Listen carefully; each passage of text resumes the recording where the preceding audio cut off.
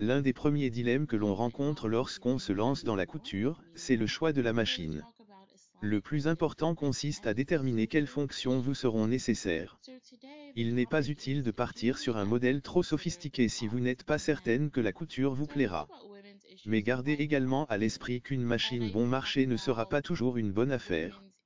L'idéal c'est à la fois une machine simple d'utilisation et proposant suffisamment de possibilités pour vous permettre de progresser.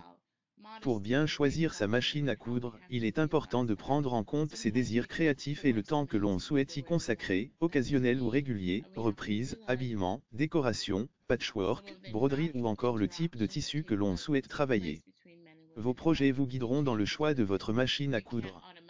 Quel que soit le budget que l'on souhaite investir ou l'usage que l'on attend de sa machine à coudre, elle doit proposer les points de couture de base, points droits, points zigzag et boutonnières, de préférence automatique en un temps, à défaut en 4 temps. Attention, la mention « boutonnière en 4 temps » signifie que vous devez changer 4 fois vos paramètres de couture afin de coudre les 4 côtés de la boutonnière. Sur une chemise, cela peut être fastidieux. Le point pour couture stretch ou élastique s'avère utile pour travailler les tissus extensibles comme le jersey par exemple. Enfin, le point de surjet, aussi appelé point overlock, permet de réaliser des ourlets de bonne facture, même si un point zigzag serré près du bord peut aussi faire l'affaire. La machine à coudre doit proposer un minimum de pieds presseurs, ou pieds de biche, 4 dans l'idéal, un classique, un pour les fermetures éclairs, un pour les boutonnières et éventuellement un pose-bouton, pour cadrer les boutons.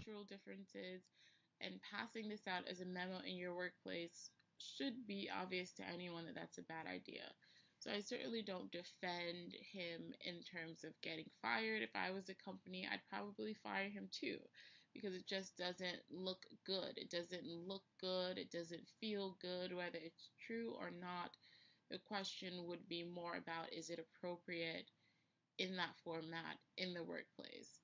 In a private conversation, even a conversation with colleagues who wanted to have that conversation, but to send that out to the company doesn't doesn't really look appropriate. So I'm definitely not defending him on that front.